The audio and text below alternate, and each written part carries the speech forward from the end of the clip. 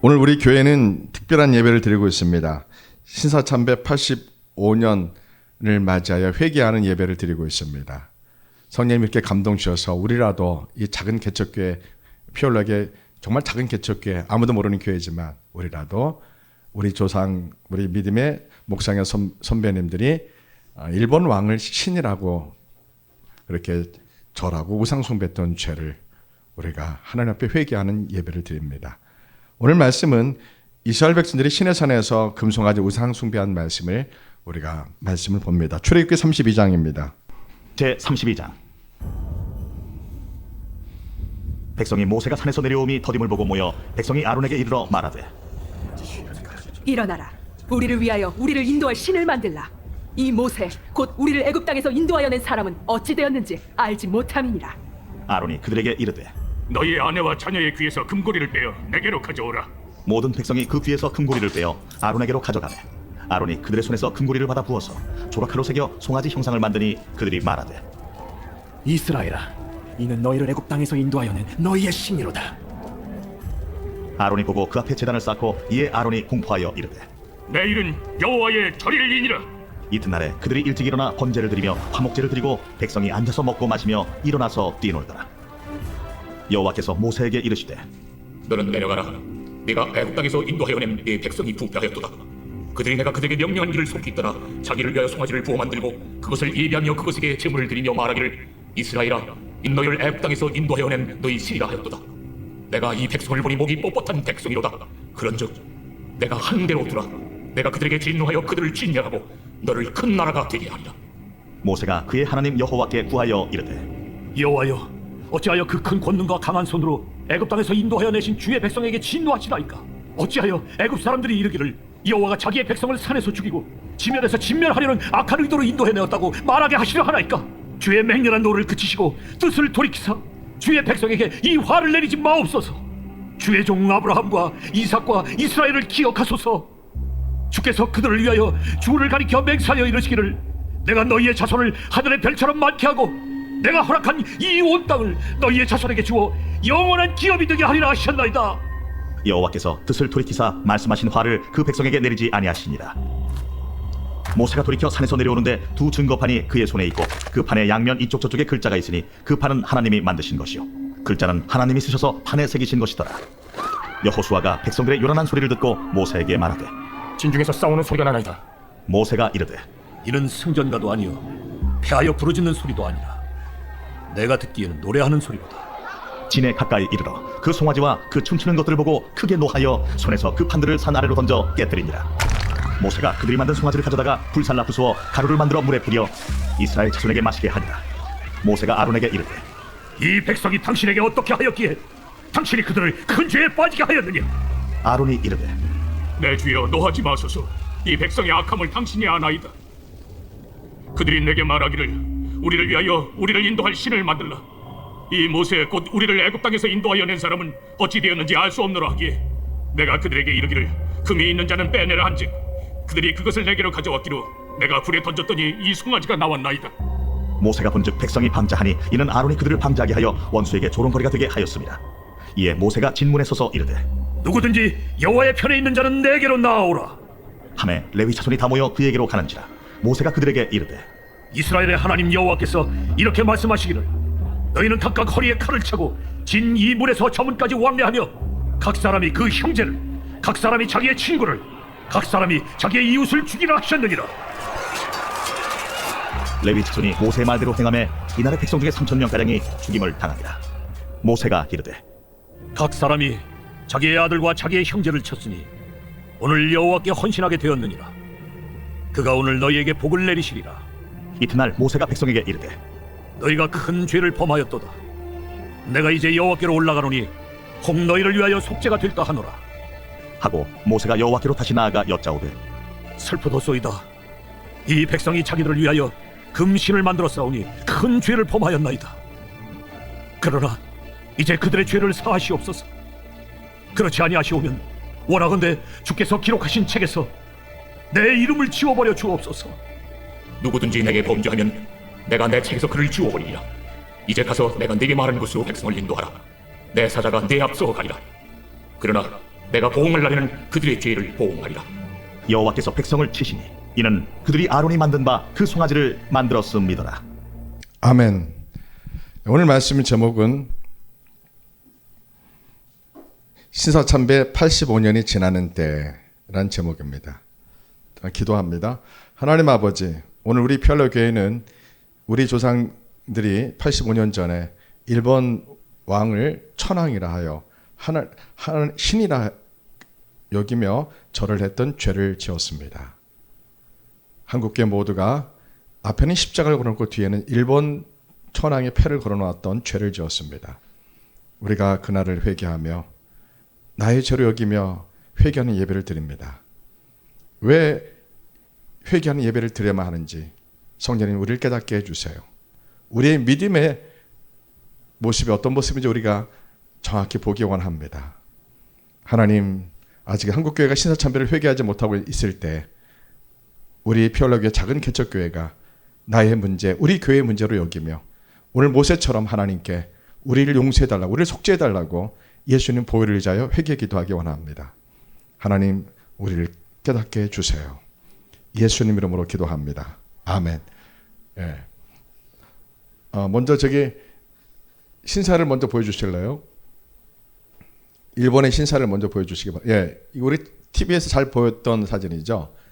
이것은 이제 일본의 왕족들이 현 신의 사람들이다, 신이다 이렇게 합니다. 일본 왕족들은 다 신이다 이렇게 해놓고서 이들의 혼을 다 모셔두고 일본의 지금도 여전히 일본의 왕과 왕족들 그리고 일본의 정치인들이 해마다 참배하는 곳입니다.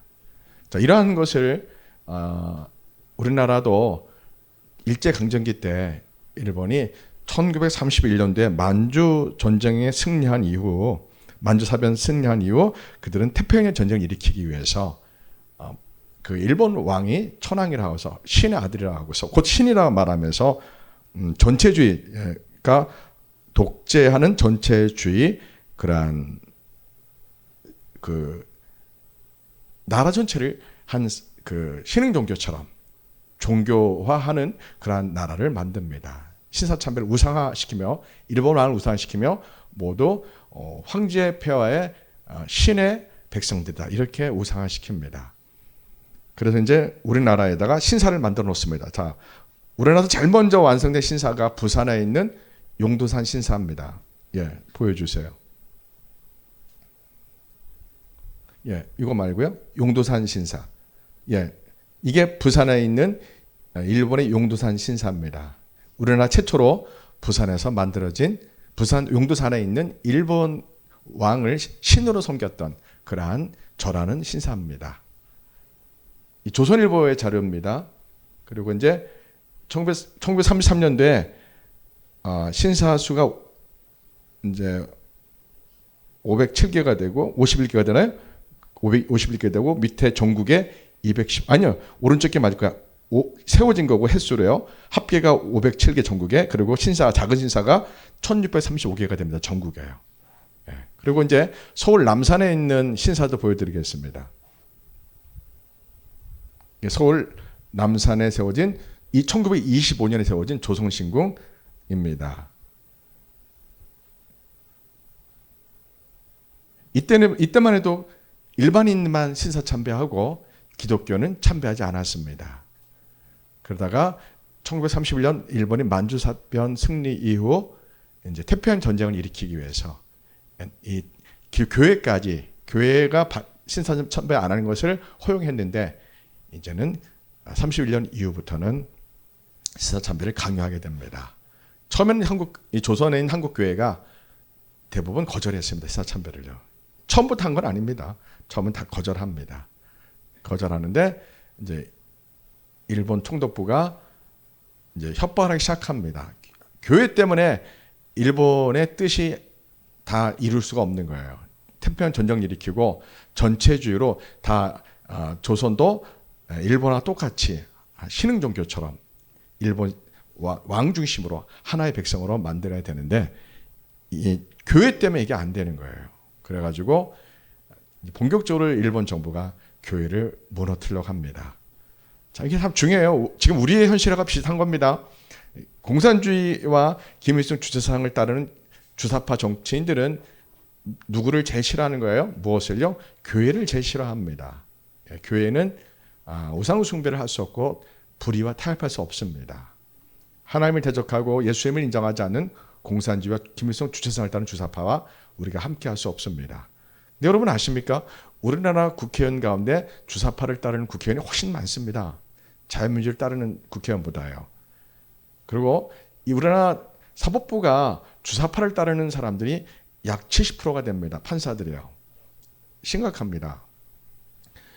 사법부 법조계 그리고 행정 또 군 특히 언론 보도국은 90%가 주사파나 또는 주사파 함께하는 사람들입니다. 그래서 우리 정부는 언론이 사실 보도를 하지 않고 정치적 해석 보도를 합니다. 현재 우리나라 모든 방송국 뉴스는 있는 그대로 보도하는 게 아닙니다. 여러분 언론을 그대로 믿으면 바보입니다. 바보요. 뉴스를 그대로 믿으면 큰일 납니다. 반드시 MBC나 KBS나 SBS란 YTN이라는 뉴스가 나올 때는 진실인지 거짓인지를 여러분들이 따로 조사를 해봐야 됩니다. 어떤 뉴스든지. 아시겠죠? 그래서 그것이 하나님을 대적하는 것, 예수님의 복음을 대적하는 것이면 우리는 그것을 반대의 소리를 내야 됩니다. 또 기도를 해야 됩니다. 우리는 대한민국 이 나라를 사랑하지만 이 나라를 초월해서 온 세계 열방과 함께 하나님의 나라의 백성들입니다. 우리는 흑색인, 백색인, 황색인 이 모든 사람들이 예수님 안에서 한 형제 한 자매가 되는 겁니다. 그래서 우크라이나 러시아 전쟁을 통해서 거기에 고통당하는 우리 형제 자매들을 우리가 우리의 아픔처럼 여기고 우리가 기도하는 겁니다.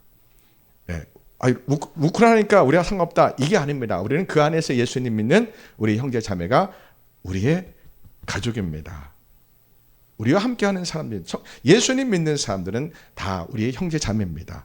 흑색인이든 백색인이든 황색인이든 우리 다 예수님 안에 형제 자매입니다. 그래서 우리는 기도해야 됩니다. 자, 그래서 이제 교회가 처음에 완강히 반대를 합니다. 반대를 하는데 한 목사님들도 처음에는 감옥에 갇히다가 고문받고 하다가 또 풀어주면 그 일본 감옥이 너무나 겨울에 춥고 여름에 덥고 배고프고 두드려 맞고 막 그래서 견디질 못해서 많은 목사님들이 고문 가운데 이제 포기합니다. 이 믿음을 포기할 수밖에 없는 오늘 예배가 여러분 이거 아세요? 제가 비판하려고 이 예배를 드린 게 아니에요. 우리도 그 속에 있었다면 우리도 고문을 못 이겨 몇 년 동안 평양 감옥에 고통당하면 우리도 정말 신세참배할 수 있을 것 같아요. 우리도요. 남의 일이 아니에요. 우리가 무조건 비판하는 게 목적이 아니라 왜 신사참배를 할 수밖에 없는 영적 배경이에요. 어떤 믿음이었길래 현실과 그 고난과 어떻게 환난과 타협할 수밖에 없었을까? 이것을 우리가 생각하고 우리가 깨워서 믿음을 준비해야 돼요. 왜? 앞으로는 이 세상이 하나님의 말씀을 따라가는 세상이 아니에요. 이제 디지털 독자가 옵니다. 여러분이 상상할 수 없는 디지털 독자가 옵니다. 여러분 인공위성에서 여러분의 얼굴이 딱 되면 여러분의 이름과 신분 주소 딱 나옵니다. 지금요. 네. 여러분은 어디든지 CCTV 여러분 얼굴이 딱 있으면요. 여러분은 주소, 이름, 신분 다 나옵니다. 재산까지 다 합니다. 지금 그런 시대입니다. 여러분 전철 다니면 CCTV 굉장히 많죠. 그 CCTV로 얼굴이 딱 찍히면 다 나와요. 신분. 그만큼 다 오픈되고 공개된 세상입니다. 예. 자, 앞으로는 성경에 의해서 요한계시록 때도 그렇고 앞으로는 우리 교회를 환영하는 예수님을 환영하는 그러한 정치인 그러한 사람들이 많이 있기보다는 앞으로는 요한계시록과 세상이 나타나는 현상과 증거들을 보면 프리메이슨 이러한 사람들, 일루미나티 이런 사람들이 이제 공개적으로 나는 일루미나티다, 나는 프리메이슨이다 하면서 이제 공개적으로 아예 나는 하나님을 대적한다, 예수님을 나는 대적한다, 나는 동성애자다 이렇게 커밍아웃하는 시대입니다. 이젠 동성애가 떳떳해요. 홍성철인가 그 사람이 처음에 커밍아웃 할 때만 해도 부끄러워가지고 방송 출연 안 하고 막 그랬는데 몇 년 됐나? 20년 됐나요? 이제는 사람들이 양심도 없고 뻔뻔합니다. 난 동성애라고 자신 있게 말합니다. 제가 전철 타고 가다 여자 아가씨끼리 키스하는 거 보고 기절한 줄 알았어요. 한국 서울에서요. 그만큼 우리나라도 지금 젊은이들의 세계관은 우리가 생각할 수 없는 세계관들입니다. 이 세상은 우리 교회를 별로 환영하지 않는 그러한 시대가 급변하고 있고 점점 더 확대되고 있고 다가옵니다. 자, 문제는 뭐예요? 하나님은 살아계십니다. 믿음은 천국과 지옥은 진짜 있는 겁니다. 사람들이 천국 없고 지옥 없다고 자기 마음대로 먹고 마시고 죄 짓고 시간 살다가 언제 지옥의 땅을 언제 깨닫는다고요? 죽는 순간에 합니다. 다 합니다. 모든 사람이 다 합니다. 죽는 그 순간에 내가 교회에서 말하는 전도말이 맞았구나. 정말 내가 지옥 가는구나 하면서 사람들이 죽을 때 행복하게 죽겠어요? 막 별 욕을 다 하고 막 소리 지르고 막 그렇게 죽겠어요? 다 그런 거 아닌데 그런 사람들이 종종 있습니다. 막 난 가기 싫다고, 지옥 가기 싫다고, 교회 안 다니는 사람들도 불구하고 막 그렇게 막 끔찍하게 죽는 사람들이 의외로 많습니다. 대부분이 이제 무의식 가운데 죽임을 맞이하죠. 죽음을요. 근데 우리는 압니다. 죽는 그 사람의 모습 보면서 저 사람이 지금 지옥 가는구나. 저 사람이 천국 가는구나. 여러분 세브란스 종합제실에 있으면 거기 대부분 목사님, 권사님, 집사님 이런 분들인데 어쩌다가 한번 천사가 왔다. 천사가 왔다. 내가 지금 천사와 함께 나 지금 천국 간다. 예수님께 간다. 이렇게 하면서 생을 마감하는 분들이 있긴 있는데 아주 적습니다. 우리 모두가 그러한 축복이 있기를 축복합니다. 우리가 이 땅에 생명을 마칠 때 천사가 눈에 보여야 됩니다. 이게 신비주의가 아니고요. 실제로 이렇게 됩니다. 내가 생을 마치는 그 순간에 예수님이 천사를 보내서 내 영혼을 쫙 함께 더 낙원 천국으로 날 쫙 데려갑니다. 언제 한다고요? 죽는 순간에요. 자, 그래서 우리가 예수님 믿는 게 어떤 믿음이냐가 중요해요. 참 중요해요. 왜 신사참배를 할 수밖에 없는 믿음이냐? 왜 어떤 믿음의 배경이길래 현실과 타협할 수밖에 없었을까? 몇 년 동안 학대와 핍박과 정말 고문받고 박해받으면서 믿음을 버리고 일본 왕을 신사를 참배할 수밖에 없는 그러한 목사님들의 믿음은 도대체 무엇이었을까?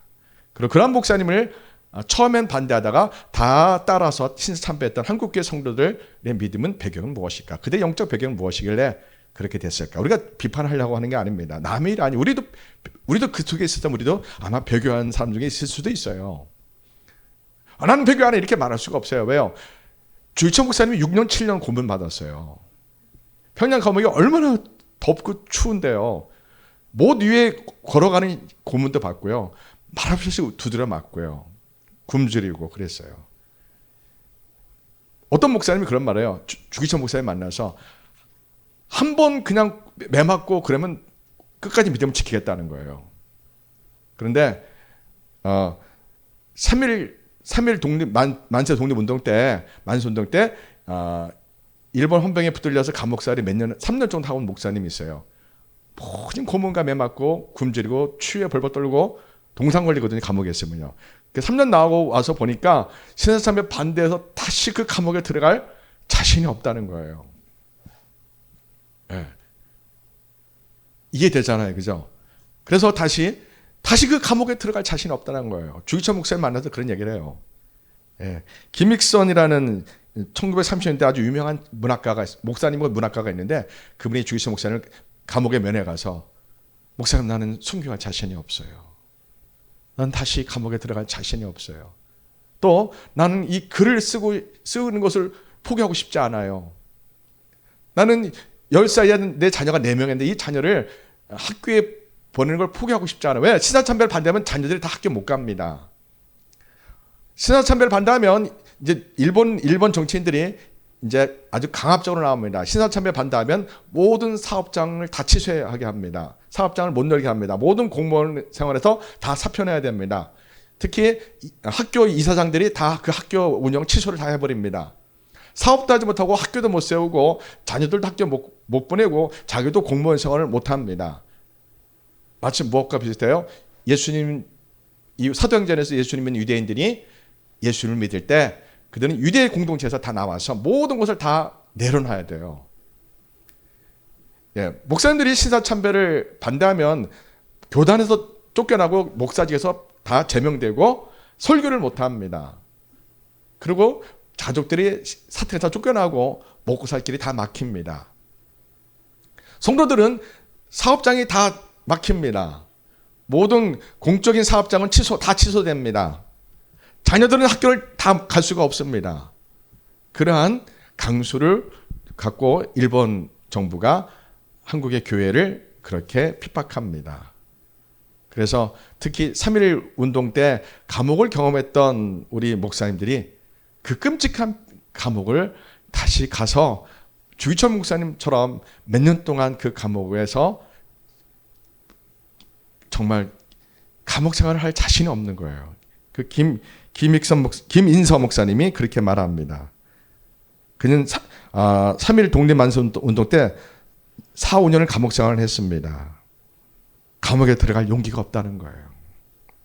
그래서 그때 주기성 목사님이 그렇게 말했대. 나는 감옥에서 죽겠군요. 이렇게 말하고 주 목사님 순교하실 각오입니까? 이렇게 대화를 했다는 거예요.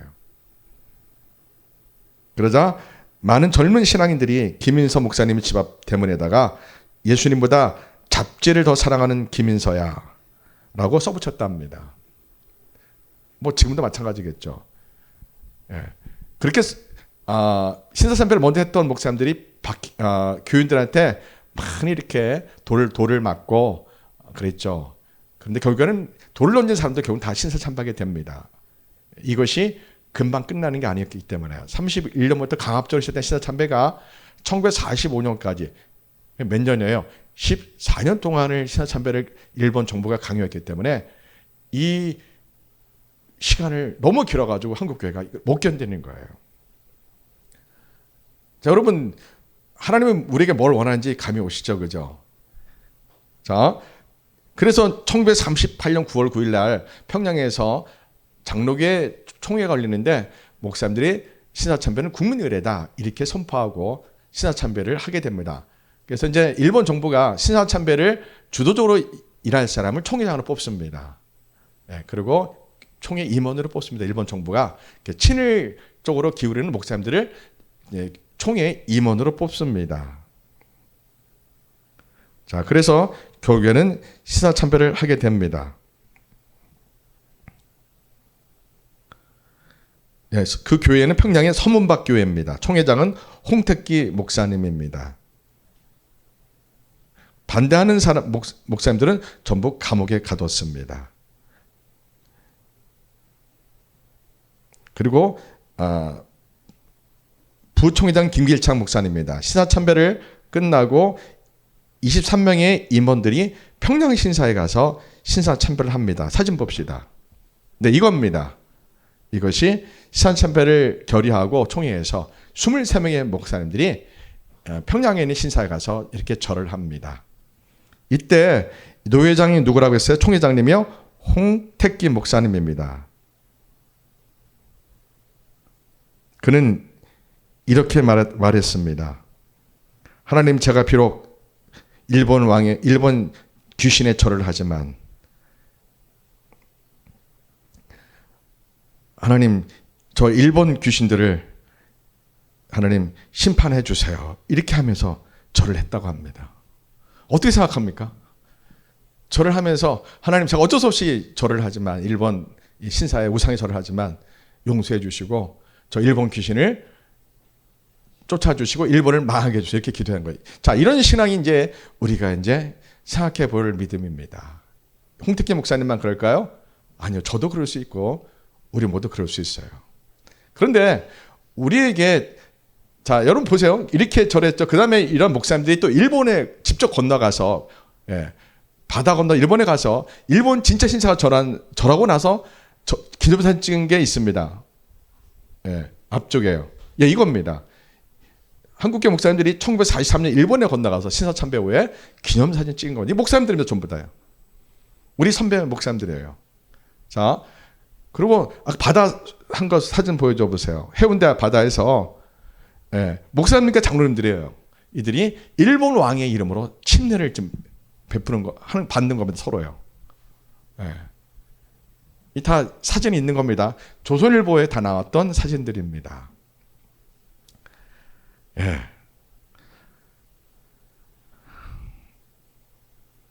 그러나 여러분 참 그래요. 아까 함택기 총회장 목사님의 그 말처럼 어쩔 수 없이 신사참배하지만 하나님 이 일본 귀신을 속히 하나님 어서 속히 이 남산에서 이 일본 놈의 귀신을 쓸어버리고 여기에 예배당이 서게 해 주십시오. 그리고 대한민국이 속히 독립되게 해 주세요라고 기도했답니다. 절하면서 총회장 목사님이요. 이게 참 마음이 아프고 씁쓸한 거예요. 인간적으로는 이해는 돼요. 근데 이분이 직함이 뭐예요? 한국 장로교회 총회장 목사님이에요. 물론 이분은 친일파겠죠. 일본의 앞잡이였겠죠. 문제는 이 목사님, 총회장이 홍택기 목사님이 개인의 문제가 아니라 우리 한국교회에 그 이후에 미칠 파장이 문제가 되는 거예요. 자, 믿음은 지키는 게 문제입니다. 저도 순교를 생각하면서 많이 생각해 봤죠. 6.25 때 우리 북한에서 북한 김일성이 북한을 공산주의 만들면서 목사님들이 대부분 배교하지 않은 목사님 다 순교당했거든요. 근데 북한에서 믿음까지 지키고 순교당했던 김일성 공산주의에 반대하고 순교했던 목사님 장로님이 약 2만 명 됩니다. 제가 만약에 그 속에 있었다면 나는 어떻게 했을까? 그런 생각이 스쳐오더라고요. 보는 데서는 내가 절하고 집에 가서 나 혼자 하나님께 회개하고 이 믿음 지켜서 성경을 끝까지 가르치기 위해서는 살아있어야 되지 않느냐, 이런 생각이 스쳐오는 거예요. 인간은 야비하잖아요. 저도 그런 생각이 들더라고요. 홍택기 목사님처럼 그냥 일본 정부 앞에서는, 일본 경찰 앞에서는 절하고 속으로는 하나님 이곳에 일본 귀신 떠나가고 일본이 망하고 이곳에 예배당 세워주세요, 이렇게 생각할 수 있잖아요. 자, 이거는 본인이 각자가 하나님 앞에 택해야 될 신앙의 양심입니다. 믿음의 선택입니다. 우리가 일상의 삶에서 그러한 순간이 와야 하나요?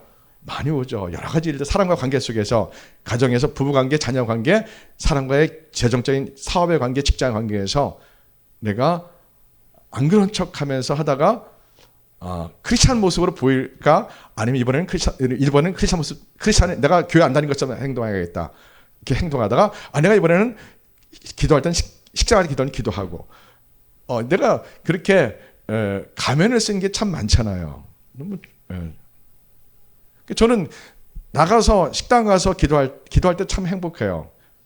우리가 식당 가서 기도하잖아요. 목사님들이 한 서너 명 모여서 식당 가서 기도하면 참 다 시끄럽게 식사하는데 우리 목사님들이 모여서 아주 그냥 하나님 간절히 기도하면 분위기 싹 깨거든요.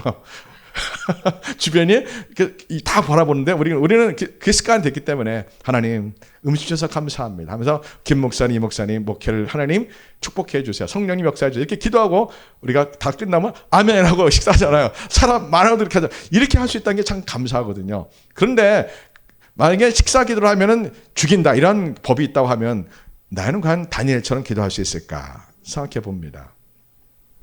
여러분, 홍택기 목사님이 누구를 생각해야 했었어요? 다니엘의 세 친구 사드락, 메삭, 아벤노고를 생각했다고 봐요. 그들이 바벨론 포로로 끌려갔잖아요. 유대인들이요. 바벨론 포로로 끌려가서 그들은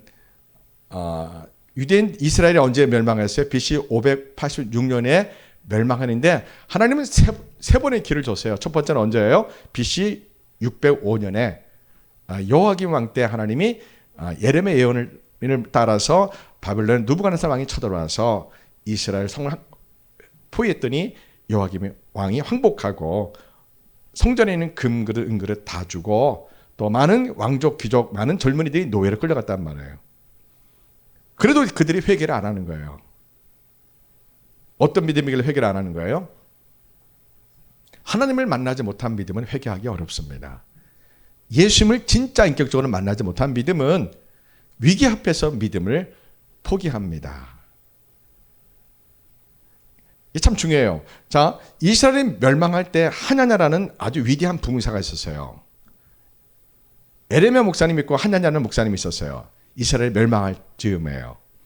하냐냐 목사님은 모든 사람이 듣고 싶은 설교를 해줬다고 제가 수없이 말했죠. 자,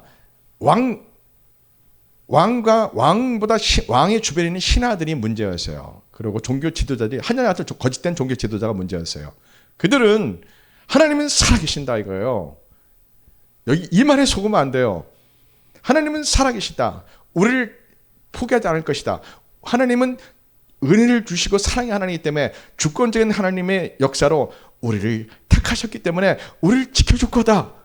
우리를 저 개같은 이방인들로 저 바벨론으로부터 우리를 보호하고 지켜줄 거다. 이렇게 아주 멋있게 신학적으로 헤르만 바벤크 신학 가지고 칼빈의 신학 가지고 하나님은 우리를 예정하셨다. 우리를 영원히 지켜줄 거로 예정해 주셨다. 영원한 천국 가는 우리를 예정해 주셨다. 우리를 택하셨다. 하나님은 사랑하신다. 하나님은 언약을 믿어라. 막 그냥 외치는 거예요. 한야냐 목사가요. 오늘 신학으로 빗대어 제가 설명하면 하나님의 살아계시는 부분을 걱정 안 하느냐. 하나님 우리를 영원히 우리를 지켜주시기로 예정하셨다. 그렇게 설교했을 거예요. 자기 자녀들이 노예를 끌려갔음에도 불구하고요. 걷다가 신비주의가 가미돼요. 내가 기도하다가 환상을 봤다. 2년 안으로 BC 605년에 BC 598년에 누부한사 왕이 또 쳐들어왔거든요. 여호와긴 왕 때요. 그때도 여호와긴 왕이 이번에 포로 끌려가죠. 많은 젊은이들이 또 노예로 포로 끌려갑니다. 그러고 나서 한야냐 목사가 예루살렘에서 자녀가 노예로 끌려갔다고 가정해 보세요. 노고샘 슬기가 노예로 끌려갔다 생각해 보세요. 잠이 와야 하나요? 예? 권사님 지은이가 노예로 끌려갔다 생각해 봐요. 다른 나라에 잠이 와야 하나요? 안 올 거 아니에요. 매일 와서 기도할 거 아니에요. 교회 와서 그죠? 예. 약 800km 이상 되는 길을 걸어서 끌려가서 노예 생활하고 있는 거예요. 예? 어떻게 산이 죽는지도 모르는 거예요. 그럼 부모의 입장에서 매일 교회 와서 기도할 거란 말이에요. 근데 한야냐 목사님이 나타나서 그러는 거예요. 하나님은 내가 헤르만 바벤크의 신학에 능통하는 사람인데 하나님의 약속을 붙들고 하이퍼 칼비니즘을 보니까 하나님 우리를 택하셨다. 우리에게 영원한 구원 주셨고 우리는 예수님 믿으면 우리 영혼은 성령 절대 우리 떠나가지 않는다. 우리 영혼이 죽었던 영혼이 예수님 믿어 영혼이 살아났기 때문에 우리 혼과 육에 어떤 죄를 져도 무슨 짓을 해도 우리 영이 우리에게서 떠나가지 않는다. 그래서 우리는 영원히 천국 간다. 성령 절대 우리 떠나가지 않는다. 죄를 져도요. 바람을 펴도 도둑질을 해도 사기를 쳐도 성령을 떠나가지 않는다. 말이 돼야 안 돼요. 말이 안 되는데 지금 그렇게 헤르만 바벤크 신학을 잘못 해석해요. 헤르만 바벤크는 그렇게 말한 적이 없어요. 삶에 적용하지 않고 그냥 수준 높은 지적인 신학적인 내용을 갖고 목사들이 아주 높은 수준의 신학적인 그러한 헤르만 바벤크의 신학책을 가지고 제대로 삶으로 살아내지 못하고 그냥 말로만 나발나발 되는 거예요. 지식적으로요. 열받아요. 화가 나. 왜요? 초등학교 나온 권사님도 성경 100번 이봉을 읽고 밤마다 기도하다가 예수님을 정말 눈물을 만나면 헤르만 바벤크보다 훨씬 더 신학적으로 영적으로 깊거든요. 그분의 구원론은 올바르거든요. 신학 공부 전혀 안 하고 세상 학교 안 나와도 예수님을 인격적으로 만난 사람은 하나님의 형상이 회복되고 마음씨가 착해요. 어머니 모토로 물려받은 악한 기질 거짓말하는 거 양심의 속 이게 다 십자가에서 끊어지고 세상과 이혼하고 하나님만 사랑하는 사람이 되거든요. 그리고 나보다는 다른 사람을 더 귀하게 여기고 다른 사람의 죄와 허물을 덮어주고 함께 천국 가는 사람으로 그렇게 서로 사랑하고 손을 잡아주거든요.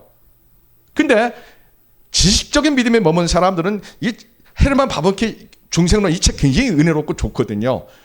근데 헤르만 바벤크의 중생론 책을 아무리 100번 1000번 읽어도 예수 살아계신 예수님을 진짜 만나지 못하면 이 믿음은 무슨 믿음이에요?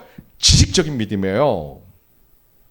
지적인 믿음은 방언기도를 할 수가 없어요. 방언기도가 중요한 게 아니에요. 방언기도 못해도 천국 갈 수 있죠. 그러나 방언기도는 하나님의 살아계신 영적 세계를 이해하는데 아는데 가장 처음에 기초적인 문이에요. 방언기도가. 이 방언기도 못하고 목사한다고요? 이 나쁜 놈들이에요. 지식적인 목사예요. 성경교사 수준인 거예요. 방언기도가 대단한 게 아니에요. 방언기도는 하나님의 영적 세계가 어마어마한데 이것을 아는 출입문이면 가장 낮은 단계의 그런 거란 말이 방언기도가요. 근데 사랑침례교회 정 목사님은 방언기도를 하면 못하게 하거든요. 없다고 하고 이미 성령에서 이제 끝났다고 하고요. 근데 그 교회 남자들 특히 교수들이 많이 몰리거든요. 영적 소경들이에요. 참 기가 막힌 거예요. 본인이 방언기도 못하면 나 못한다고 그냥 솔직히 말할 뿐이지 어마어마한 하나님의 영적 세계를 전혀 경험 못하고 그냥 킹제임스 성경 왜 킹제임스 성경을 왜 주장하는지 제가 너무 잘 알죠. 우리 신학 성경은 우리 게 아니에요. 천주교 거예요. 그렇기 때문에 이거 우리가 빨리 성경을 바꿔야 되는데 킹제임스 성경을 보긴 봐야 돼요. 지금 한국 성서 공회에 이 나쁜 놈들이 나쁜 짓을 했거든요, 예전에.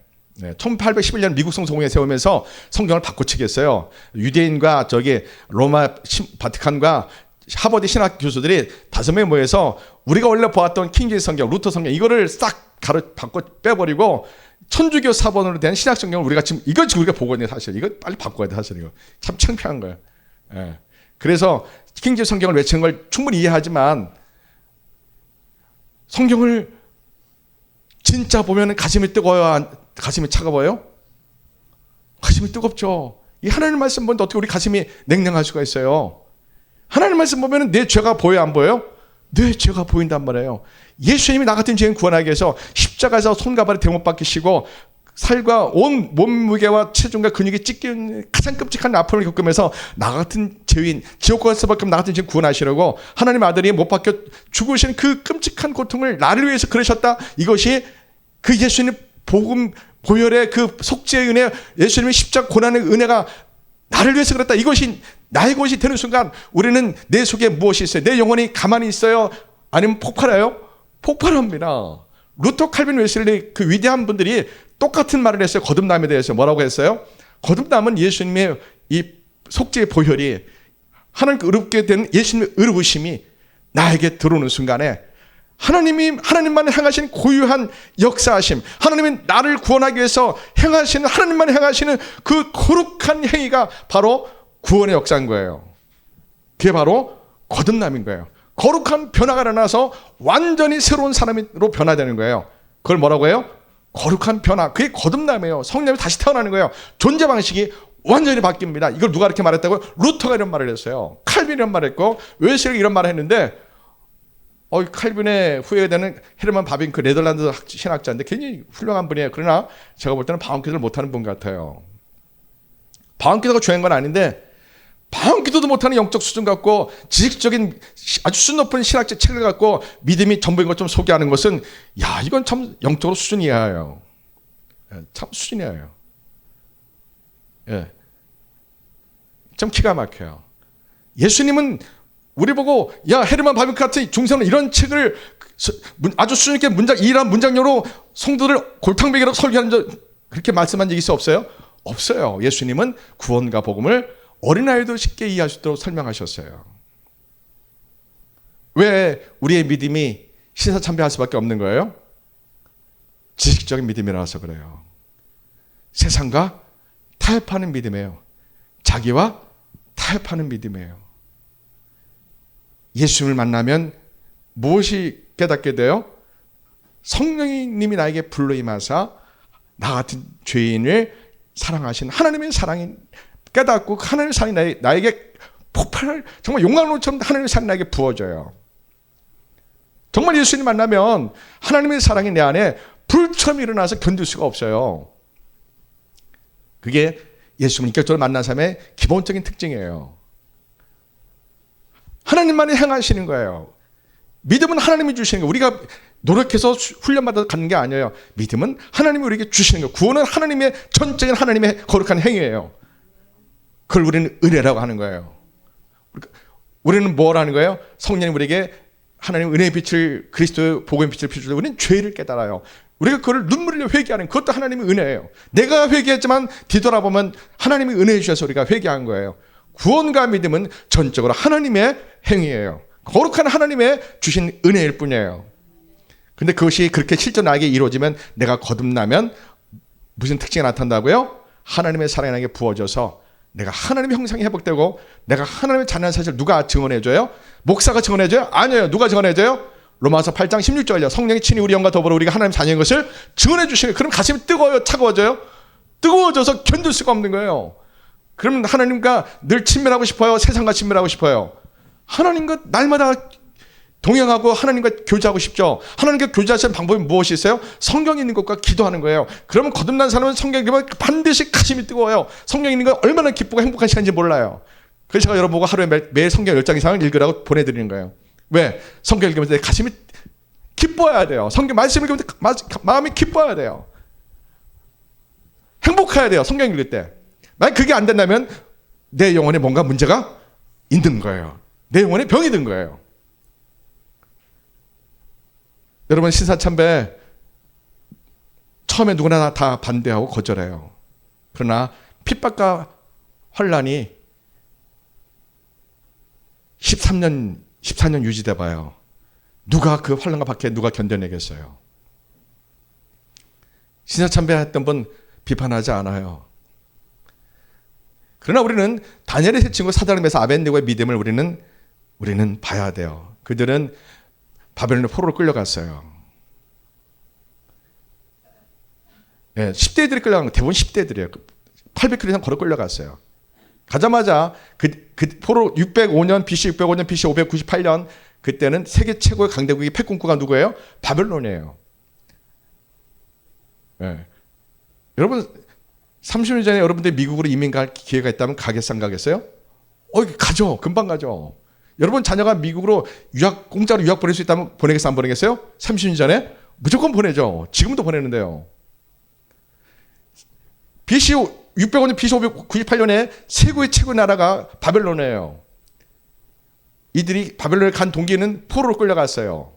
유학 간 건 아니지만 젊은들이 이 10대 젊은들이 이 신세계 바벨론에 끌려갔을 때 바벨론의 건축 양식과 바벨론의 거리와 이런 걸 보고 이 젊은 유대인 젊은이들이 놀랬을까요? 안 놀랬을까요?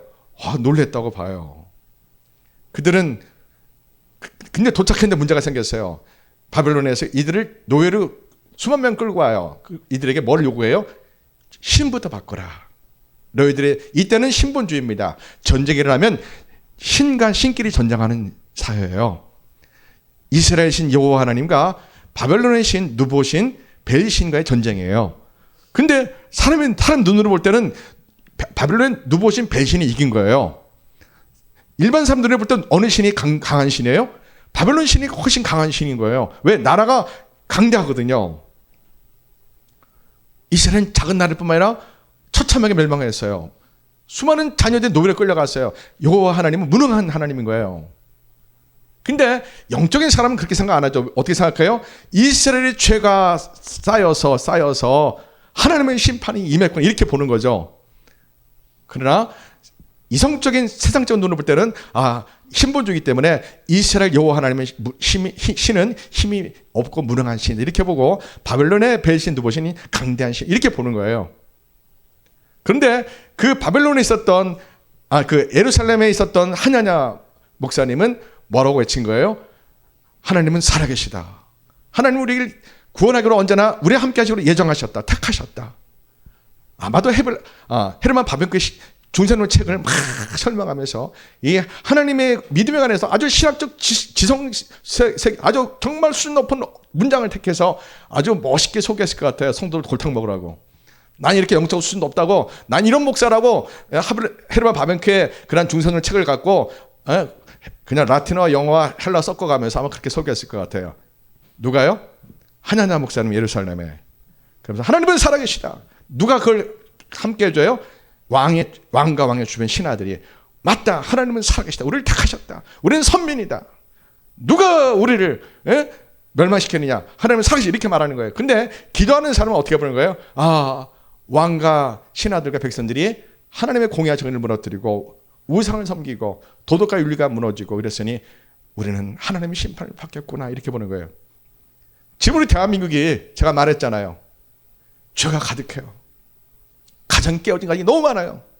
음란과 술창과 마약의 질병 동생과 점점 늘어나고 있어요. 사기죄가 세계 최고예요. 자살률, 이혼율, 그리고 낙태죄가 세계 최고예요. 이건 무서운 겁니다. 하나님의 심판이 곧 임한다는 증거들입니다. 근데 한국교회가 이 사실에 대해서 침묵한다? 영적으로 살아있는 거 죽은 거예요? 죽어 있는 겁니다. 교회는 무늬만 교회지 모양만 교회지 진짜 하나님의 복음을 말씀을 하나님의 공의와 정의를 하나님의 사랑을 세상에 보여주지 못하고 가르치지 못하고 있는 겁니다. 그래서 하나님이 이 시대에도 교회를 개척하게 하시는 거예요.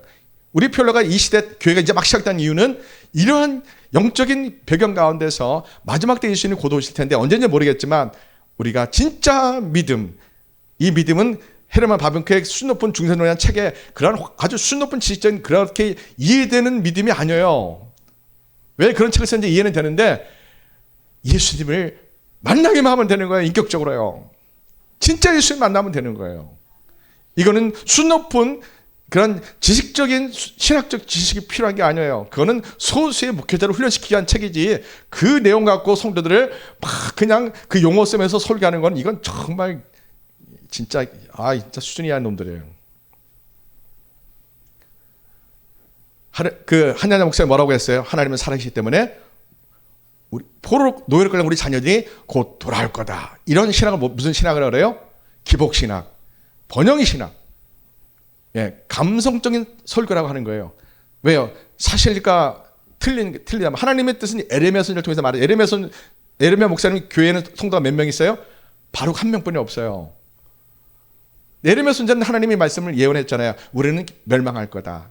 무조건 우리가 항복하면 목숨만을 건지고 우리 집은 우리 예루살렘 성은 불타지 않을 것이다. 하나님 구체적으로 알려줘요. 무조건 자존심 버리고 무조건 두 손 들고 항복해라. 그러면 하나님이 우리의 성과 도시와 집과 우리의 생명을 지켜줄 것이다 라고 자세히 알려준데 이 말 들어 안 들어요? 안 듣죠. 뭐라고 하겠어요? 에레미야 당신은 거짓 선지자다. 하나님은 살아계신 어떻게 그렇게 예언하느냐. 우리에게 위로와 용기를 주는 설교를 하지 왜 당신은 가장 부정적이고 우리를 망한다고 설교하느냐 이렇게 설교하는 거예요. 여러분 같으면 어느 교회 가겠어요? 에레미야 교회 가겠어요? 에레미야 목사님 교회 가겠어요? 한야냐 목사님 교회 가겠어요? 한야냐 목사님 교회 가겠죠, 그죠? 왜요? 감동이 오고 위로가 되니까요. 지금도 그때와 지금과 우리 한국의 시사 참배할 때와 유사합니다. 비슷합니다. 그래서 그들은 거짓된 한야냐 목사님이 포로로 끌려간 우리 자녀가 돌아옵니다. 곧 2년 내에 돌아옵니다. 성전에 빼앗긴 금그릇 녹그릇 다 하나님이 다시 찾아올 수 있다고 말씀하셨습니다. 이렇게 설교하니까 그 한야냐 목사님 교회는 앉을 자리가 없어요. 통로에도 앉을 자리가 없고요. 그 예배당 들어가려면 밖에서 1시간 반 줄 서야 들어갈 수 있는 거예요. 무슨 말인지 아시겠죠? 한국 교회가 좀 그래 왔어요. 우리 존경하는 선배 목사님들이 그렇게 설교했기 때문에 세계 최고의 교회를 세울 수가 있는 거예요. 거기다 병까지 고쳐봐요. 난리가 나는 거예요. 그게 믿음입니까? 아니, 믿음 그게 아니에요. 믿음은 사드락 메사 아벳느고의 믿음이에요. 이 젊은이 예루살렘 젊은이들이 멋모르고 그 부모님의 죄 때문에 노예를 끌려갔어요. 나라가 망했어요. 갔더니 바벨론은 어떻게 해요? 종교를 신을 바꿔라. 여호와의 신을 믿지 말고 우리 바벨론의 벨신 누보신을 믿으라. 이걸 처음에 강요해요. 오늘 신사참배가 똑같은 거예요. 신을 바꿔라. 그 다음에 이름을 바꿔라. 예? 바벨론식의 이름 바꿔라. 다니엘, 예? 하나님 나의 재판자는 이름에 뜨셔서 벨르사살 이름 바뀌잖아요. 뭐예요? 벨신이 나와 함께한다, 날 지킨다, 그런 뜻 아니에요. 이름이 이렇게 바뀌는 거예요. 이름도 바꿔라, 언어도 바꿔라, 국적도 바꿔라, 다 바꾸는 거예요. 그래서 바벨론이 3년 동안 세터민 교육을 시킨 다음에 바벨론 사람이 똑똑하면 시험 봐서 똑똑한 사람을 총리시키고 높은 공무원 시키게 하는 거예요. 그리고 다니엘이 총리가 되고, 예? 사드락메사 아벳느고가 고급 다 지방에 장관이 하는 거예요. 자, 여러분이 생각해 보세요. 우리가 바벨론 노예로 끌려갔어요. 평생 하나님만 믿었어요. 예수만 믿었어요. 근데 바벨론 정부가 신을 바꾸래요. 종교를 바꾸래요. 이름도 바꾸래요. 근데 인간적으로 어느 나라가 세계 최강의 나라예요? 바벨론. 세계 최고의 교육 시스템 어디 있어요? 바벨론. 세계 최고의 재정이 어디 있어요? 바벨론에 있는 거예요. 똑똑한 사람들은, 발 빠른 사람들은 바꾸겠죠. 저 빨리 이름 신을 바꿀게요. 저 이름 바벨론식 이름 바꿀게요. 언어도 바꿀게요. 저 바벨론 이름으로 저 국적으로 바꿔주세요. 우리가 40년 전에 미국에서 국적을 미국 시민권자 된다고 비자 준다고 하면 어떻게 하겠어요? 뭐 난리는 하겠죠. 막 미국으로 달려가서 미국 비자 시민권 달라고 막 난리가 대한민국 사람 난리가 났겠죠. 30, 40년 전에 그런 일이 있다면요. 같은 거 아니겠어요. 많은 유대인 청년들이 노예로 바벨론에 끌려가서 그들은 선택하였어요. 하나님을 계속 믿을 것인가? 아니면 모든 사람을 따라가는 바벨론 신을 믿을 것인가? 대부분 배교하죠. 대부분 왜 눈에 보이는 이스라엘 예루살렘은 불타고 멸망했기 때문에 하나님은 무능한 분이구나. 배신을 믿어야겠 아마 이렇게 생각했죠. 어릴 때부터 성경으로 교육했는데도 불구하고 그들은 거의 다 배교를 합니다. 그러나 사드락메사 아벳느고는 우상 앞에 절하지 않는 죄로 풀물불에 들어가서 죽임을 당하는 그러한 사형 집행을 받아야 되죠. 근데 사드락메사 아벳느고가 어떻게 해요? 우리가 하나님 우리를 건져주지 않으실지라도 우리는 우상 앞에 절하지 않고 우리는 풀물불에 들어가서 죽겠다는 거죠. 죽으면 죽으리라 이렇게 하죠. 그래서 성경에 그들의 이름이 기록된 거죠. 근데 그들의 신앙 고백이 얼마나 중요해요. 하나님 우리를 그 풀물불 속에 건져내 주시 아니할지라도, 그리하지 아니하실지라도 우리는 하나님을 끝까지 믿고 섬기겠습니다. 자, 여러분, 오늘 신사참배 85주년을 보내면서 우리는 누구도 비판할 수가 없어요. 우리도 신사참배할 수 있어요. 14년 동안, 5년 6년 동안 평양 감옥생활 해봐요. 주기철 목사님이 비정상이에요, 사실 우리가 볼 때. 여러분, 최봉석 목사님이 있어요. 최봉석 목사님이 있어요. 평양신학교 5기 졸업생인데 최봉석 목사님, 별명이 최건능 목사님이에요. 이분도 신사참배를 반대해가지고 감옥에 오래 있었어요. 한 6, 7년 있었죠, 이분도. 그죠? 근데 이분이 감옥에서 금식 기도를 70일을 했어요. 그러다가 이분이 하나님 알려줬죠. 1945년 8월 15일 우리가 해방되다 하나님이 예언하게 해줬죠.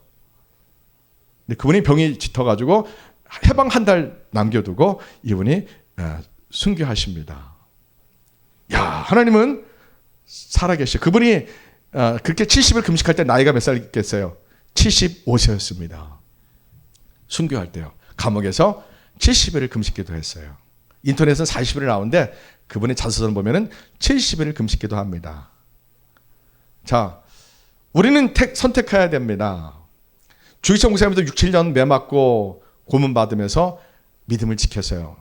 아까 그 김익선 그 목사님은 그런 거예요. 한 번 그냥 매 맞고 고문 받고 하면 나도 그냥 믿음을 지킬 수 있다는 거예요. 근데 감옥 가서 5년, 6년, 7년 감옥 생활하고 매 맞고 고문한다. 그 고문할 자신이 있어 없어요? 없다는 거예요. 뿐만 아니라 나만 고문받고 나만 죽는 게 아니라 또 누가 그 고통을 당해야 돼요? 가족들, 아내와 자녀들도 똑같이 모든 걸 쫓겨나야 돼. 학교도 못 다니고 모든 직장에 쫓겨나고. 이스라엘 예수님 당시 유대인들이 예수님 믿으면 율법주의 유대 공동체 쫓겨나서 정상적인 사회생활과 재정활동을 경제활동 못한 것처럼, 그래서 그들이 다시 유대 공동체로 돌아갔기 때문에 돌아가지 말라고 예수님이 진짜 대제사장으로 썼던 말씀이 히브리서잖아요. 그래서 우리는 한국교회가 신사참배한 지 85년을 지나면서 우리는 어떻게 하면은 사드락 메사 아벳느고처럼 죽음도 두렵지 않는, 주기철 목사님처럼 6년 7년을 감옥에서 그 호된 더위와 겨울에 이게 뭐죠? 겨울에 이렇게 다 얼어버리는 거, 동상 걸리면서 또 매 맞으면서 채찍 맞으면서 그 고문을 맞으면서 감옥 생활을 할 수 있을 정도의 믿음을 지킬 수 있는 믿음이 될 수 있을까? 어떤 믿음이 그런 것을 지킬 수 있을까? 이것이 우리의 숙제인데 저는 그 대안을 제시합니다. 첫째는 뭐예요? 지식적인 믿음으로는 안 된다 이거예요. 신학적인 믿음, 헤르만 바빙크의 그 수준 높은 중생동 같은 그런 책에 의한 깨닫는 믿음 정도로는 불가능하다는 거예요. 자, 여러분, 먼한국교회 왜 1938년 9월 9일 왜 신사참배를 왜 했을까요? 그 당시 영적 배경이 무엇일까요? 왜 30년 전에 1908년에 평양 대부흥이 있었거든요. 평양 부흥이 있는데 30년 지나서 평양 대부흥은 온데간데 없고 전부 다 신사참배한 거예요. 왜 이렇게 평양교회가 한순간에 교회가 믿음을 다 빼앗기고 잃어버렸을까요? 이유가 있어요. 뭐예요? 1920년대 중반에 소련으로부터 러시아로부터 볼셰비키 혁명이 칼막스 사상이 들어옵니다. 공산주의 사상이 평양교회를 1920년대 중반부터 들어와서 그 당시 1920, 30년대 지식인들이 거의 다 공산주의자입니다. 대부분. 목사들도 대부분 공산주의가 뭔지도 모르고 공산주의가 되는 거예요. 많은 사람이. 왜? 놀랐거든요. 이게, 칼막스 책 안 읽어봤어? 당신 아직 공산주의 아니야? 아이, 촌놈. 이런 시대였거든요. 뉘앙스가. 1920년 중반에요. 그래서 평양의 교회가 그 믿음을 누가 빼앗아갔어요? 공산주의가 그 믿음을 뺏어간 거예요. 오늘날 누가 우리의 믿음을 뺏어가요? 주사파, 김일성 주사파 우리의 믿음을 뺏어가거든요. 운동권 세력, 386, 586 운동권들이 다 뺏어간 거거든요. 이 주사파 운동권 애들이에요. 나쁜 놈들이에요. 네. 자, 또 평양의 믿음을 누가 뺏어갔을까요? 미국에서 김재준 목사 같은 사람이 한국 기독교 장로 교단을 세우거든요. 성경이 오류가 있다. 이런 거를 해서 김재준 목사라는 사람이 오늘날 하늘장신대학교 한국기독교 장로 교단을 세운 김재준 목사님이라 있는데 그분이 성경에 오류가 있다 이렇게 해서 미국에서 공부하고 온 사람인데 자유주의 신학을 공부한 신학자들이 물밀듯이 한국에 들어옵니다. 1920년대 중반 이후로요. 예. 그래가지고 자유주의 신학과 공산주의 사상이 1920년대 중반부터 평양의 목사님들을 믿음을 다 뺏어갑니다. 그래서 1938년도에 9월 9일날 신사참배를 할 수밖에 없는 영적 그런 배경이 있었던 겁니다. 그 결과 한국은 1950년대 하나님의 심판이 임해서 6.25 한국 전쟁이 일어나서 300만 명이 죽습니다. 그리고 이제 6.25 전쟁이 일어나서 부산에서 피난길에 200여 명 목사님이 부산 초량교회에 모여서 처음 시사참배 죄를 회개합니다. 거기서 끝난 거예요. 그리고 다시는 우리 한국 교회 차원으로 시사참배가 이루어지지 않습니다. 그리고 거꾸로 시사참배를 주도했던 임원들이 한국전 끝나고 나서 6.25 끝나고 나서 한국교회 지도자가 됩니다. 그리고 그 아들들이 계속 한국교회 기득권 세력으로 지금까지 이어오고 있습니다. 가끔 좌파 목사 중에 한 사람이 가끔 우리 아버지는 시사참배 했다고 양심 고백하는 사람인데 그 사람은 대부분 좌파 신학했던 사람들인데 이게 아이러니합니다. 참. 예. 참 아이러니. 자, 참 중요합니다. 자, 그러면은 우리가 사장 메사 아벤느고처럼 어떤 환난과 박해도 우상을 섬기지 않고 주기철 목사님처럼 손양원 목사님, 최건도 목사님처럼 어떻게 우리가 6년 7년 감옥에서 믿음을 지켜야 되는 그런 믿음을 가질 수 있을까? 그런 믿음을 가지려면 첫째는 어떤 믿음이어야 돼요? 예수님을 전인격적으로 뜨겁게 만나셔야 됩니다. 헤르만 바베크의 중선의 책을 가지고 나는 이 책을 깨닫는 이 정도의 수준의 믿음이 이런 지식적인 명상 깨닫는 믿음이 아니고 예수님이 마태복음을 읽다가 예수님 십자가의 고난을 그 부분을 읽다가 하염없는 눈물을 뚝뚝 흘리면서 나 같은 죄인 구원하신 그 예수님을 인격적으로 만나서 성령의 불을 경험하시고 우리가 3시간, 2시간, 3시간 눈물 콧물 흘리면서 예수님을 뜨겁게 만나셔야 됩니다. 그런 이후에 성경을 정말 100번 이상 읽으면서 어떻게 하면 성경대로 살 수 있는지 우리가 서로 나누고 기도하면서 진짜 성화의 삶을 칼빈이 말하는 견인, 퍼스비어런스예요. 경고할 견, 인날 인자요. 어떤 환난과 고난이 와도 믿음을 지키자. 이러한 성화의 삶을 우리가 서로 공동체에서 서로 손을 잡아주고 넘어지는 사람을 이렇게 세워주고 서로 정죄하고 판단하면 절대 안 됩니다. 서로 덮어주고 이렇게 세워주고 사랑하면서 예수님 오실 때까지 이 세상에 우리를 환난과 박해를 준다 할지라도 우리가 믿음을 함께 지키자. 그게 그런 공동체가 돼야 돼. 그런 기도를 해야 되는 거예요. 성경을 열심히 빨리 예수님을 눈물을 만난 이후에 100번 이상 읽으면서요. 100번이 중요한 게 아니죠. 성경을 그만큼 매일 읽어서 성경 중심의 믿음에 내 믿음에 내가 들었던 음성이 내가 보았던 환상이 다 어디에 있어야 돼요? 성경이에요. 말씀이에요. 신학책 말고 헤르만 바베크의 중서는 책에 거기서 찾는 게 아니고요. 성경에서 찾아야 돼요. 근데 오늘날 많은 장로교 목사들이 헤르만 바베크의 책에서 찾으려고 그래요. 믿음을요. 이게 참 그 정도 뛰어넘어야 돼. 헤르만 바베크의 책들은 조직신학 책은 중서는 이런 조직신학 중서는 이런 책은 이미 다 뛰어넘어야 돼. 칼빈 웨슬리 신학 뛰어넘어야 돼요. 거기 있는 내용 갖고 이렇게 주저리 하지 말고 그냥 이 성경을 읽으면서 예수님을 뜨겁게 만나서 내 인격이 바뀌고 내 언어가 바뀌고 내 성품이 하나님의 성품을 완전히 바뀌어야 돼요. 그런 삶이 나타나는 특징이 있어요. 뭐예요? 누가복음 14장을 보세요. 이제 끝입니다. 설교가. 누가복음 14장을 보세요. 14장 25절부터 보면은 예수님이 우리에게 마지막 환난을 이기는 믿음에 대해서 우리에게 말씀하고 있어요.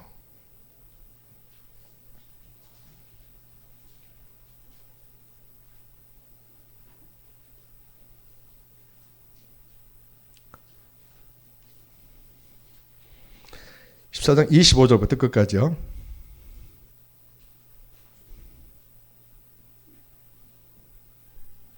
수많은 무리가 함께 갈새 예수께서 돌이키사 이르시되 무릇 내게 오는 자가 자기 부모와 처자와 형제와 자매와 더욱이 자기 목숨까지 미워하지 아니하면 능히 내 제자가 되지 못하고 누구든지 자기 십자가를 지고 나를 따르지 않는 자도 능히 내 제자가 되지 못하리라. 너희 중에 누가 망대를 세우고자 할진대 자기의 가진 것이 준공하기까지에 족할는지 먼저 앉아 그 비용을 계산하지 아니하겠느냐. 그렇게 아니하여 그 기초만 쌓고 능히 이루지 못하면 보는 자가 다 비웃어 이르되 이 사람이 공사를 시작하고 능히 이루지 못하였다 하리라.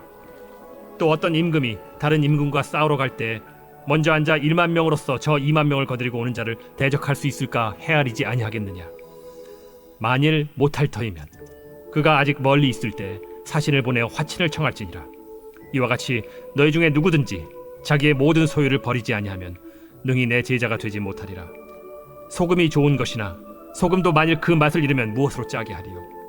땅에도 거름에도 쓸데없어 내버리느니라. 들을 귀가 있는 자는 들을지어다. 예, 예수님이 답을 우리에게 주셨습니다. 예수님이 3년 6개월 공생의 사역을 마치고 제가 늘 말씀한 거 있죠. 빌립보 가이사랴에서 예루살렘 한 마지막 제자 여행에서 예수님이 십자가의 길을, 구원받는 참된 믿음의 길을, 좁은 길을 설명합니다. 그게 뭐예요? 아무든지 나를 따르려거든 자기를 부인하고 날마다 자기 십자가를 지고 나를 따르라 하죠. 이 십자가를 지는 게 뭐예요? 자기를 부인하는 게 뭐예요? 여기서는 어떻게 설명하고 있어요? 자기 부모와 처자와 형제와 자매와 더욱이 자기 목숨까지 다 내려놓을 수 있는 믿음이 되라고요. 자, 부모 형제를 관계를 끊으라는 뜻이 아니에요. 이거는 우리에게 주신, 그러니까 주기철 목사님이 한국교회를 대표하는 순교자 목사님이에요. 그분이 부인과 처자를 내려놓지 않으면 순교할 수 있어요? 못해요? 못하죠. 이게 그렇게 적용되는 말씀이에요. 부모님을 공경하지 말라, 형제들과 관계가 이런 뜻이 아니고, 그런 뜻이 아니고, 내가 순교자가 되기 위해서, 내가 믿음을 지키기 위해서 내가 걸어갈 길이 순교의 길이라면 아내와 자녀들을 하나님께 맡기고 내가 목숨을 내려놓고 예수를 위해서 순교의 길을 갖는 길, 이거를 지금 예수님이 설명하고 있는 거예요. 예수님이 제자들이 다 이 길을 갔어요. 다 가룟유다 빼고 다 순교한 거예요. 다 갔어요. 그래서 베드로는 예수님 처음 만날 때 뭐를 내려놨어요? 배와 그물을 내려놓은 거예요. 그러면 장모님 처자 다 있잖아요. 70명 되는 식소리 재정을 하나님께 내려놓는 거예요. 이 좁은 길을 가는 거예요. 이게 쉬워 어려워요? 아까 김익선 그 목사님 어떻게 한 거예요? 김인선 목사님 어떻게 한 거예요? 내 자녀들 때문에 안 되겠다. 내가 글 쓰는 것 때문에 포기 못 하겠다. 내가 4년 5년 감옥살이 하는 거 도저히 못 하겠다. 이 믿음 무슨 믿음이에요? 지식적인 믿음, 또는 헤르만 바벤크의 중세론의 책을 읽고 깨닫는 정도의 믿음이에요.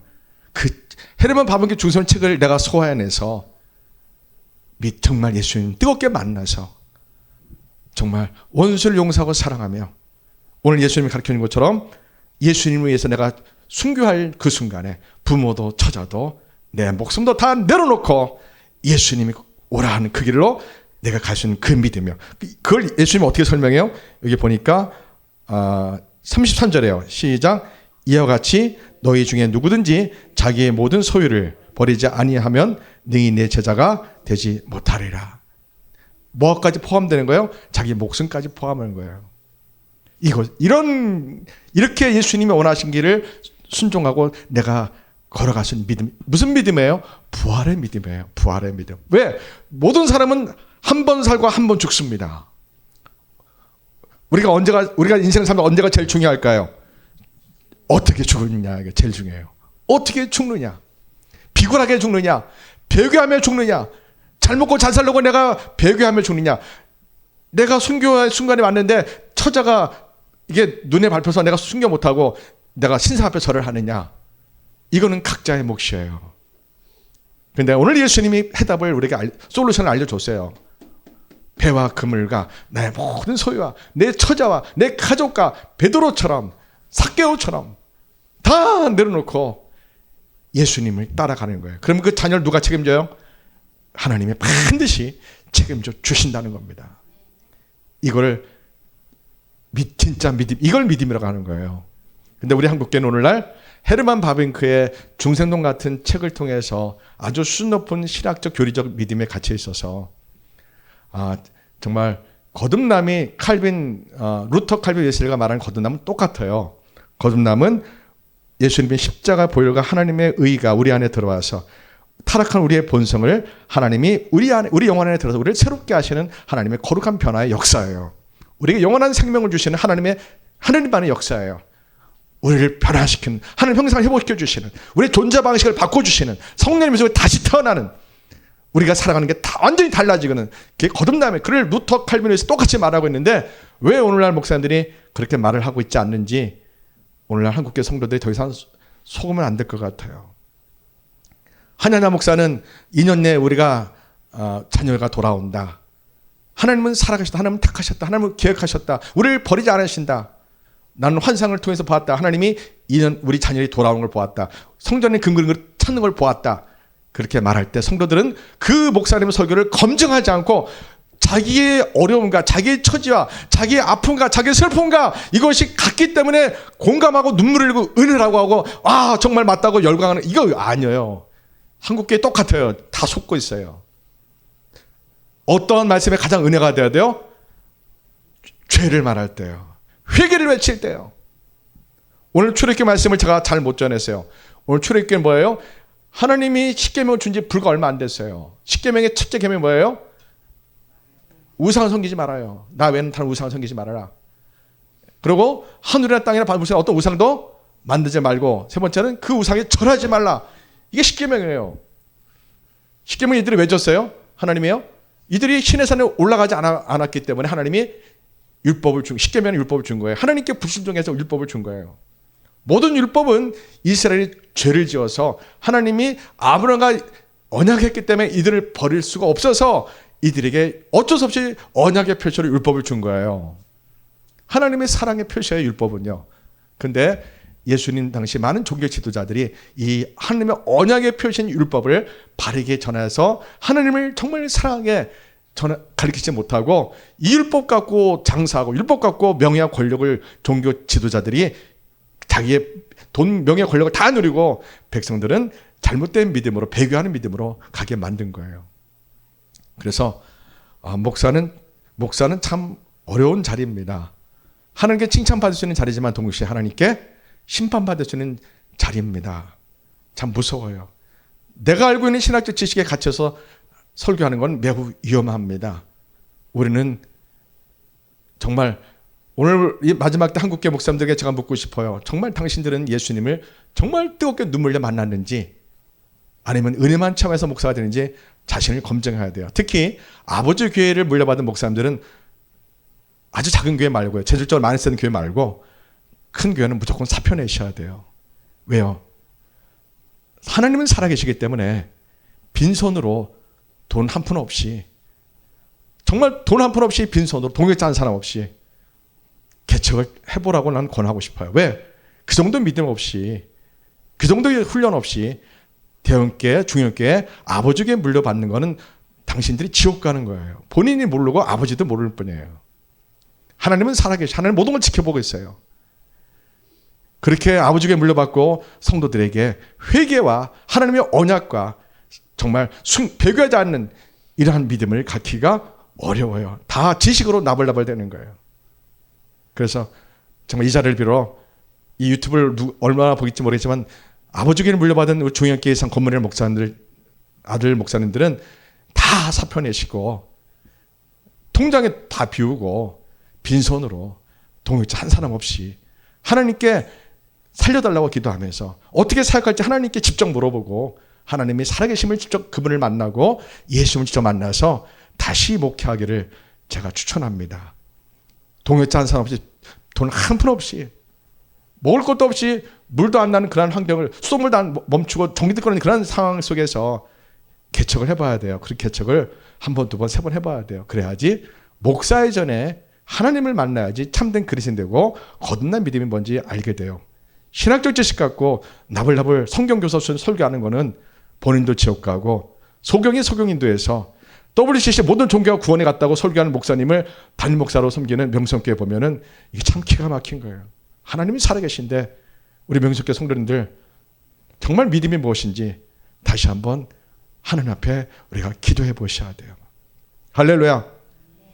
자, 말씀을 마칩니다. 우리가 오늘 한국교회 신사참배 85주년을 우리가 기념하면서 이름 없는 우리 피얼러 교회가 회개하는 설교를 예배를 드리면서 결국엔 신사참배한 원인이 뭐였어요? 믿음의 문제였어요. 믿음이 공산주의의 믿음이 흔들렸고, 그리고 자유주의 신학의 믿음이 흔들렸고, 그리고 예수님을 정말 만난 사람이 드물었다는 거예요.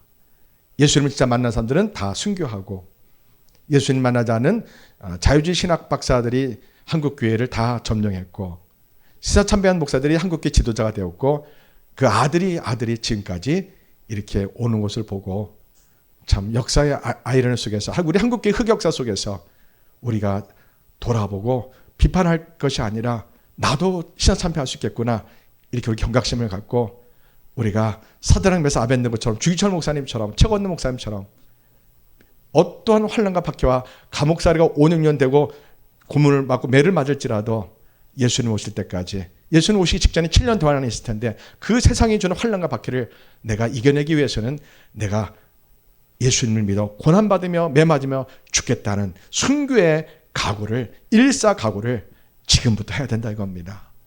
그러려면 예수님을 정말 만나야 되고 성령의 불을 받고 반복된 사소한 일상생활에서 하나님이 나를 만져주시고 나를 인도하시고 나와 동행하신 것을 여러분이 늘 경험하셔야 돼요.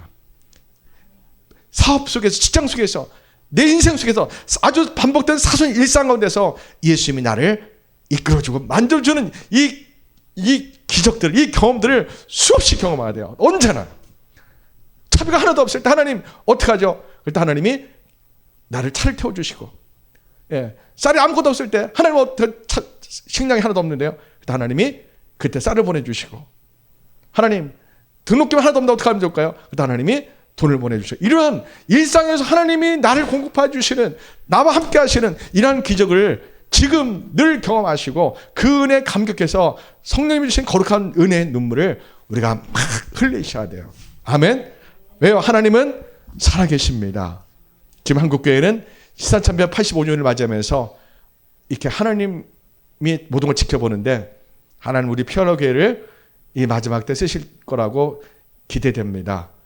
왜냐고요? 신사참배 85년 기념, 회개 기념 예배를 드리는 교회가 거의 없기 때문에 그렇습니다.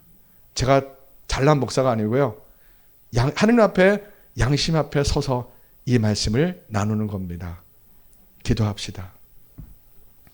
하나님 아버지, 우리 피어러 교회를 세워주심을 감사합니다. 오늘 한국교회는 1930년 9월 9일 신사참배를 선포하고 그 총회 임원 목사님들이 평양 신사에 가서 일본 왕이 신이라 우상 숭배한 날 85년 되는 주일입니다. 하나님, 우리가 회개하며 예배 드렸습니다. 이 모든 불행의 원인은 신학의 자유화와 공산주의가 그 원인이었습니다.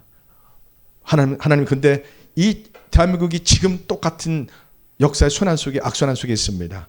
오늘 한국교회가 동성애의 위협 속에 있고, 중국 공산주의자와 그리고 김일성 주체사를 단 주사파 정치인들과 시민단체가, 언론인들이, 정치인들이 매우 많습니다.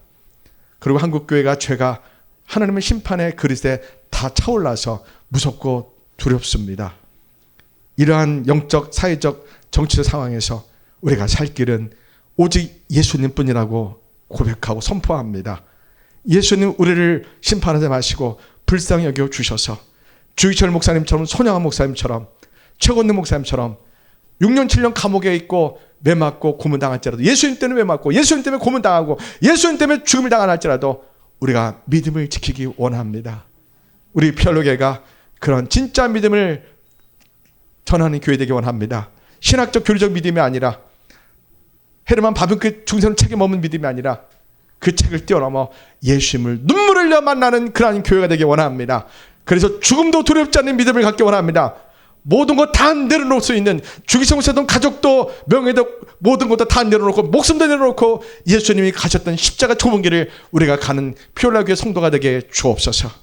하나님, 우리 성도를 축복하셔서 예수님을 뜨겁게 만나게, 우리 자녀들 예수님을 뜨겁게 만나게 해주세요. 예수님 만나서 밤을 새워 시간을 잃어버리고 예수님과 교제할 수 있는, 예수님과 대화할 수 있는 그러한 믿음을 축복해 주옵소서. 우리 성도들 재정을 책임져 주옵소서. 삶을 가정을 책임져 주옵소서. 우리 자녀들의 앞날을 책임져 주옵소서. 예수님 이름으로 축복하며 기도합니다. 아멘.